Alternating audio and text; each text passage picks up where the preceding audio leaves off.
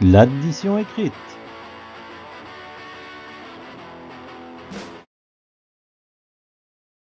Les objectifs de cette vidéo seront de te faire découvrir en premier le principe de l'addition écrite. Qu'est-ce qu'on va essayer de faire? Ensuite, on verra ensemble les mécaniques, la procédure qui nous permettront à coup sûr de réussir une addition écrite. Au niveau du principe, une addition écrite, ça fonctionne exactement comme une addition normale. Par exemple, 23 plus 45. Quand tu fais 23 plus 45, mentalement, tu fais quoi? Tu fais les unités ensemble, le 3 et le 5, et 3 et 5, ça fait 8. Puis les dizaines ensemble, le 2 et le 4, et 2 et 4, ça fait 6. 23 plus 45, 68. Pas bien compliqué. Le problème, c'est que si je prenais quelque chose d'un peu plus grand, du genre 7923 plus 845, ça devenait tout de suite beaucoup plus compliqué. Et alors si je prenais un truc du genre 790,23 plus 84 plus 67,056 plus 0,19, eh ben là, t'as envie de pleurer, de te mettre en boule sous le banc et d'attendre que ça passe. Je te comprends, t'inquiète pas, mentalement ça c'est super compliqué, c'est pas grave, on va voir comment le faire par écrit. Et en fait par écrit, c'est vraiment très simple. C'est parti pour quelle est la procédure à suivre pour le faire par écrit. Petit changement d'icône en haut à droite, maintenant je vais te montrer la méthode pour réussir l'addition écrite. Pour ce, je vais commencer par le petit calcul facile du début, le 23 plus 45. Je vais te montrer comment faire avec lui, puis on fera le calcul un peu plus compliqué, et enfin le gros monstre avec les virgules, les 4 termes et tout, mais tu verras que finalement, si on le fait en addition écrite, c'est vraiment pas compliqué. Pour bien te montrer comment faire sur ta feuille à toi, je vais prendre ta feuille à toi, c'est-à-dire une feuille bien quadrillée. Alors pour commencer, tu vas surtout pas me faire ça.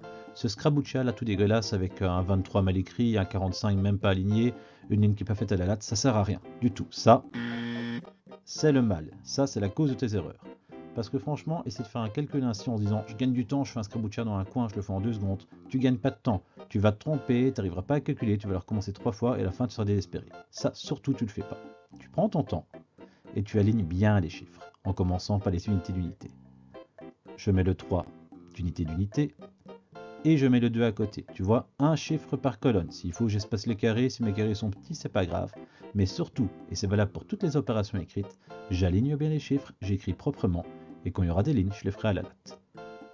Je suis parti pour le deuxième nombre. Le 5, bien aligné avec le 3, et le 4.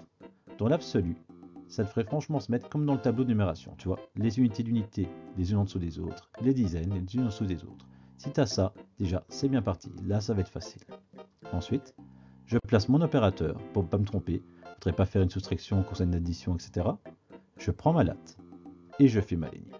Si tu as déjà fait tout ça, le reste, ça va vraiment être simple. Là, tu as fait le plus compliqué. À aligner les chiffres, mettre l'opérateur, tracer une ligne à la latte. C'est bon, tout le reste, c'est facile. Parce qu'après, finalement, c'est la même mécanique que pour le calcul mental. C'est-à-dire, 3 plus 5, ça fait 8. 2 plus 4, ça fait 6. Et c'est déjà tout. 23 plus 45, ça fait 68. Bon, ok pour le premier calcul, c'était pas vraiment nécessaire de passer par le calcul écrit. Par contre, pour le suivant, 4923 plus 845, ça va être nettement plus utile. Et pourtant, c'est exactement la même procédure. Pour commencer, je vais bien préparer ma feuille, bien préparer mon calcul, et après ça ira tout seul. Fais ce que je suis en train de te dire, c'est un peu comme faire la cuisine. Tu prépares en premier bien les aliments, bien les ustensiles, et après pour ta popote, ça se passera tout seul. Allons-y. Je commence par les unités d'unité, et je place les autres chiffres autour pour reconstituer mon nombre. Voilà. À nouveau, si j'ai bien tout placé, c'est comme si c'était dans le tableau de numération. Les unités d'unité entre elles, les dizaines d'unités entre elles, centaines d'unités entre elles, et enfin les unités de 1000, toutes seules de leur côté. Quand ça c'est fait, je place mon opérateur, je prends ma latte, et je trace ma ligne. Et maintenant, eh ben on est parti. 3 plus 5, ça fait toujours 8. 2 et 4, ça fait toujours 6. Et 9 et 8, 1, ça fait 17. Ça m'embête un tout petit peu. Parce que le 7, il est bien là, il me dérange pas. Par contre, le 1, j'aime pas le placer dans les unités de 1000. Parce que c'est pas la réponse aux unités de 1000. En fait, c'est vraiment pas compliqué. Quand la somme, la réponse à l'addition de l'une des colonnes dépasse 9, donc 10, 11, 12, 13, etc., tu écris le chiffre des unités, ici le 7, et le chiffre des dizaines, ici le 1, tu le reportes tout en haut de la colonne suivante. Ici, je le reporte tout en haut de la colonne des unités de 1000. Et maintenant, je vais simplement l'ajouter au 4. 4 et 1, ça fait 5. eh ben, tu peux vérifier sur une calculatrice. 4923 plus 845, ça fait 5768, c'est certain, et ça, c'est la bonne méthode. C'était aussi simple que ça. À présent, passons au monstre, à la bête, au 790,23 plus 84 plus 67,056 plus 0,19. Tu remarqueras que je t'ai mis plein de couleurs sur plein de chiffres. C'est pas pour le plaisir de faire un arc-en-ciel de chiffres, mais l'idée c'est d'avoir une couleur par rang. Les unités d'unité sont en bleu roi, les dizaines sont en doré, les centaines en vert, enfin tu as compris l'idée. Comme ça pour toi, dont le calcul sera bien visuel et ça te permettra normalement de comprendre encore plus facilement. Ça va pas être compliqué du tout. Je vais faire exactement la même chose que pour les autres, c'est-à-dire j'écrirai en premier le chiffre des unités d'unité et je complète mon nombre en écrivant les autres chiffres. Fais attention, je me répète, mais encore une fois, tu feras bien attention à bien aligner les chiffres et à bien les espacer. Ici, tu vois, j'ai mis un chiffre par carré, comme ça c'est bien propre, bien net. Si c'est pas bien propre, bien net, si t'as pas tout bien aligné, ça va devenir beaucoup plus compliqué et ce serait dommage, parce que l'addition écrite c'est simple si c'est propre. Donc prends ton temps pour faire une feuille propre. Tu mets 2-3 calculs par feuille et c'est largement suffisant. Comme ça, tu as les bonnes réponses, tu as des beaux points et tout le monde est content. On continue. 4, 8, le 7, le 6, le 0, le 5, le 6. Tu vois, je retrace tous les autres chiffres pour bien former. À chaque fois, un chiffre par carré. Et enfin, toujours commencer par les unités d'unité et je place tous les autres chiffres. Tu remarqueras que tout ça rentre bien dans le tableau de numération. Si c'est bien propre, de nouveau, tous les rangs sont bien alignés. Et les virgules sont bien les unes en dessous les autres. Si tu as bien travaillé, si tout est bien présenté, c'est bon, tu as vraiment fait le plus dur. Même si ce calcul avait l'air grand, même s'il avait l'air compliqué, en fait il va être très simple à faire, parce qu'on va faire exactement comme d'habitude. Ça va juste être long, ça va être embêtant, ça va être rébarbatif, répétitif, mais ce sera jamais compliqué. On est parti. Je place mon opérateur. Et avec ma latte, je fais une belle ligne. Si ça peut te faciliter la vie, rien ne t'empêche de rajouter des zéros inutiles pour compléter les parties décimales. Comme ça, toutes tes parties décimales auront la même taille. C'est vrai que ça peut être utile, moi personnellement j'aime bien le faire, ça me permet d'aligner nettement mieux les chiffres, de bien avoir clair, et encore une fois, si c'est clair et aligné, c'est facile. Je pourrais même placer, voilà, une virgule inutile, pourquoi pas. Comme ça, toutes les parties décimales ont la même taille, c'est beaucoup plus simple pour moi. Bon, maintenant passons au calcul en lui-même. 0 plus 0, 0, 0 plus 6, 6, et 6 plus 0, ça fait 6. Jusque là ça va, tu t'es pas foulé un euro. On passe au centième. 3 plus 0, 3. 3 plus 5, 8. 8 et 9, 17. Le 17, on l'a déjà traité, on le connaît bien. Je laisse le 7 là, je prends le 1 et je le remonte.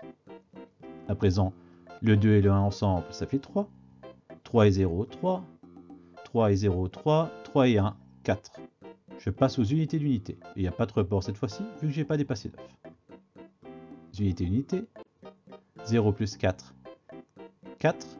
4 et 7, 11. 11 et 0, 11.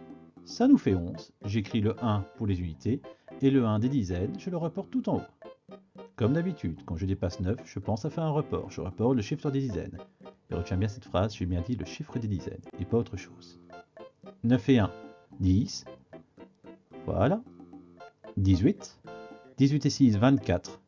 Et ce 24, je l'écris en bas. Et je t'ai bien dit que je reportais le chiffre des dizaines, j'ai pas dit que je reportais le 1 tout le temps. Parce que cette fois-ci, le chiffre des dizaines, c'est un 2. Ce 2 va se mettre tout en haut de la colonne, comme pour les autres reports. 7 et 2, ça fait 9. Ce 9, je l'écris en bas. J'oublie pas surtout de bien placer ma virgule, toi, c'est important. Ma virgule de fin doit être alignée avec des virgules du début. Donc la virgule de la somme, la virgule de la réponse, est alignée avec les virgules des nombres du calcul, avec les virgules des termes. Et donc finalement, on y est enfin. La réponse à 790,23 plus 84 plus 67,056 plus 0,19, c'est tout bêtement 941,476. Ça a été long pour arriver là. Qu'est-ce qui a pris le plus de temps finalement et qu'est-ce qui a été le plus compliqué? C'est bien placer mes chiffres, bien les aligner, que les unités soient entre elles, les dizaines entre elles, etc. Bien espacer tout. Mais si ton calcul est bien clair, bien propre sur ta feuille et surtout que tu as souligné avec une latte, s'il te plaît, souligne avec une latte, à ce moment-là, ton calcul, je te promets qu'il est simple. Et si tu as bien vu, tu as tout compris. Les calculs étaient assez basiques, c'était vraiment pas compliqué. Félicitations, tu es arrivé au bout de cette vidéo. J'espère que tu as tout compris. Si ce n'est pas le cas, n'hésite pas à te la repasser. Et si ça va toujours pas, tu lèves la main et comme d'habitude, je viens t'aider.